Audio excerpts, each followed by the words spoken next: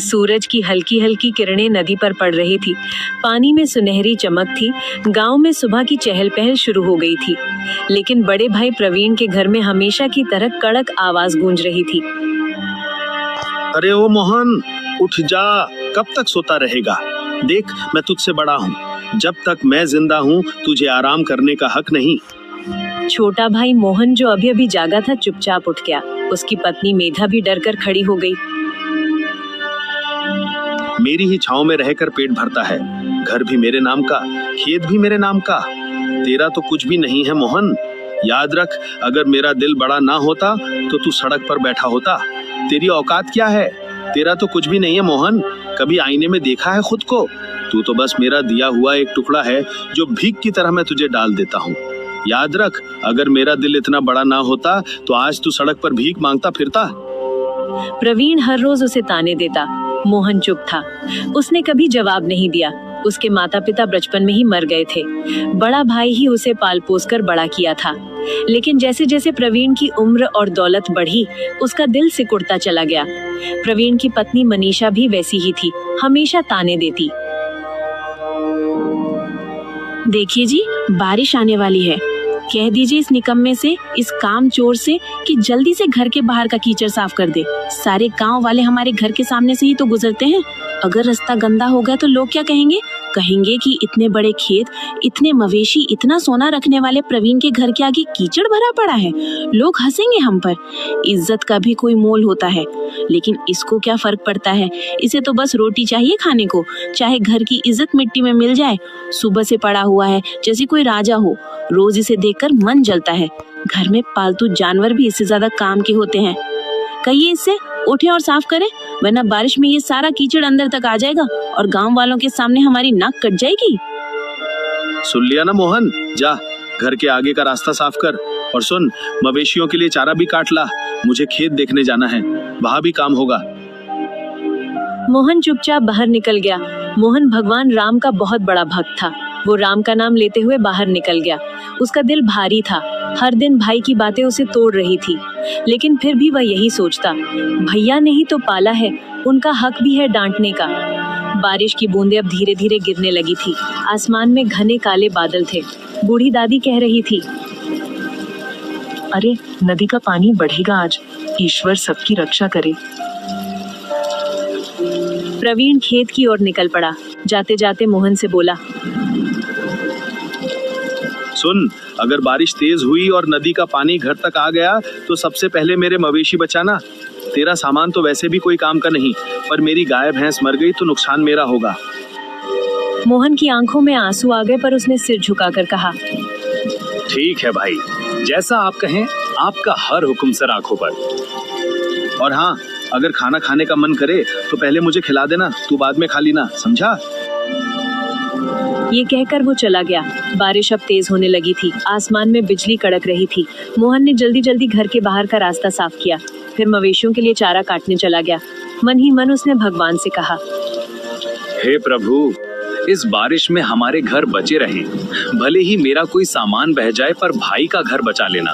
उनके पास तो सब कुछ है, मैं तो जहाँ भी जाऊंगा रह लूंगा। उसकी दया और भोलापन देखकर मानो बादल भी रो पड़े। बारिश और तेज होने लगी थी, लेकिन प्रवीण को अपने खेत की चिंता थी। उसने दूर से देखा, पानी खेतों में भर चुका था, मगर उसके मन में सिर्फ एक ही बात थी, अब की बार फसल मरी तो मोहन को काम से निकाल दूंगा। उसके पेट पर बोझ उठाने की ताकत मुझ में नहीं। उसके मन का घमंड और लालच बारिश के पानी से भी ज्यादा गहरा था। बारिश की बूंदें अब तेज होकर मूसलधार बन चुकी थी। गांव के लोग अपने अपने घरों को मजबूत करने में लगे थे। नदी का पानी उफनकर किनारों से बाहर आने लगा था। उसी समय प्रवीण घर लौट आया। मूड और भी खराब था। खेत का आधा हिस्सा पानी में डूब चुका था। आते ही उसने देखा मोहन ने चारा काटा नहीं था। दरअसल बारिश इतनी तेज थी कि मोहन खुद भीगकर काट रहा था, लेकिन प्रवीण को उसकी हालत से कोई फर्क नहीं पड़ा। उसने गुस्से से चिल्लाकर कहा, निकम्मे, जब देखो तब भीगता रहता है। चारा नहीं काटा, अब मवेशी भूखे मर जाएंगे। तू किस काम का है आखिर? भाई, बारिश बहुत तेज थी, माफ कर दो, मैं अभी काट लाता हूँ। बारिश हो रही है, हम कहाँ जाएंगे इस वक्त? देखो भैया, हमारा तो कोई नहीं है, ये घर ही हमारा आसरा है। अगर इसे भी छोड़ देंगे तो छोटा बच्चा कहाँ सिर छुपाएगा? भैया, भगवान के लिए, इतनी रात में इतनी ठंडी में कहाँ जाएंगे हम? सड़क पर मर जाएंगे भैया। आपको जो चाहे सजा दे दीजिए, काम का दोहरा बोझ दे दीजिए, लेकिन घर से मत निकालो। जहां मर्जी जाओ, नदी में डूब मरना है तो मर जाओ, मुझे कोई फर्क नहीं पड़ता। ये घर मेरा है और इसमें रहने का हक भी सिर्फ मेरा है। बारिश की बूंदें अब मोहन के आंसुओं के साथ मिल चुकी थी। वो चुपचाप उठा, उसके गीले कपड़े उसके शरीर से चिपक रहे थे। उसने अपनी पत्नी और बेटे को साथ लिया और निकल पड़ा। उसकी पत्नी की आंखें लाल थी, लेकिन उसने भी कुछ नहीं कहा। दोनों घर से बाहर निकल गए। बाहर ठंडी हवा चल रही थी। बारिश में उनके पैर कीचड़ में धंस रहे थे। बच्चे का शरीर ठंड से कांप रहा था। रात का अंधेरा उतर आया था। गांव के लोग खिड़कियों से देख रहे थे, पर किसी की हिम्मत नहीं हुई कुछ बोलने की। प्रवीण से सब डरते थे और प्रभु राम का नाम लेते हुए मोहन धीरे धीरे नदी की ओर बढ़ गया। यहीं रुकते हैं मेघा। देखो, ये पेड़ की जड़ें भले ही बाहर निकल आई हैं। ये झोपड़ी भी पुरानी और टूटी फूटी है, लेकिन हमारे लिए ये भी किसी महल से कम नहीं है। कम से कम हमारे सिर पर एक छत तो होगी। ईश्वर ने हमें हर मुश्किल से बचाया है मेघा, आज भी बचाएंगे, मुझे पूरा भरोसा है।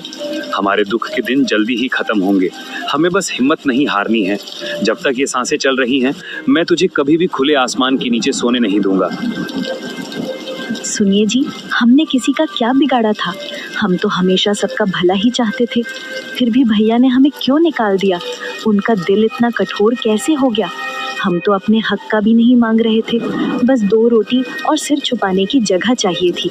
क्या यही हमारा कसूर था? भगवान ही जाने अब हमारा क्या होगा।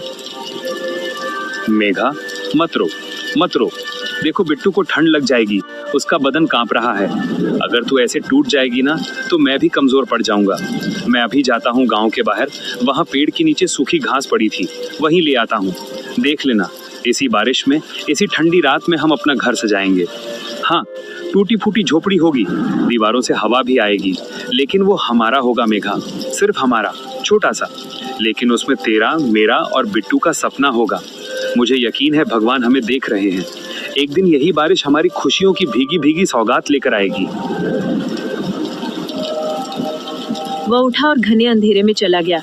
उसकी पत्नी अपने भीगे बेटे को सीने से लगाकर बैठ गई। आसमान से बिजली चमक रही थी, बरगद के पत्ते झड़ रहे थे, पर उसी पेड़ के नीचे एक टूटे परिवार ने नया जीवन शुरू करने की ठानी थी। बारिश की बूंदें थमती नहीं थी। मोहन, मेघा और बिट्टू नदी किनारे बरगद के पेड़ के नीचे झोपड़ी में बैठे कांप रहे। बिट्टू भूख से रोने लगा। उसकी रोती आवाज सुनकर मेघा भी रो पड़ी। मोहन गांव के बाहर बने कचरे के ढेर तक गया।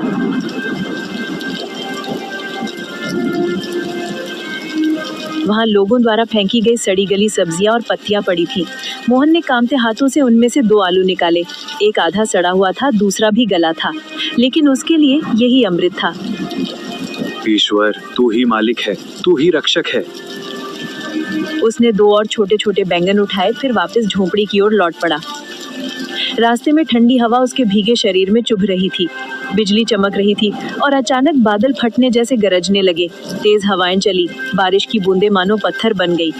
मोहन प्रभु राम का नाम लेते हुए किसी तरह झोपड़ी तक पहुंचा। मेघा ने दरवाजे की जगह खड़ी होकर उसे अंदर खींचा। वह कांप रहा था। उसके हाथ से आलू और बैंगन गिर पड़े। मेघा ने जल्दी से उन्हें उठाया और रोती हुई बोली, अरे तुम भीग क्यों गए शिवा? देखो तो सही, बारिश कितनी तेज हो रही है। तुम्हारा सारा बदन कांप रहा है, कपड़े भीगी चादर जैसे चिपक गए हैं। तुम ऐसे बाहर क्यों निकल गए थे? अगर तुम्हें कुछ हो गया तो हम कैसे? मुझे बहुत डर लग रहा है। मेघा, मत घबरा, आग तो नहीं जला सकते इस बारिश में, पर देखो मैं कुछ भुट्टे ले आया हूँ, इन्हें ऐसे ही खा लेना। भले ही कच्चे हैं, लेकिन तुम्हें और बिट्टू को थोड़ी ताकत तो मिलेगी। आप कैसे हैं? आप ठीक तो है ना? और आपको भूख नहीं है? मैं ठीक हूँ मेघा, मुझे भूख नहीं है, ठंड भी नहीं लग रही।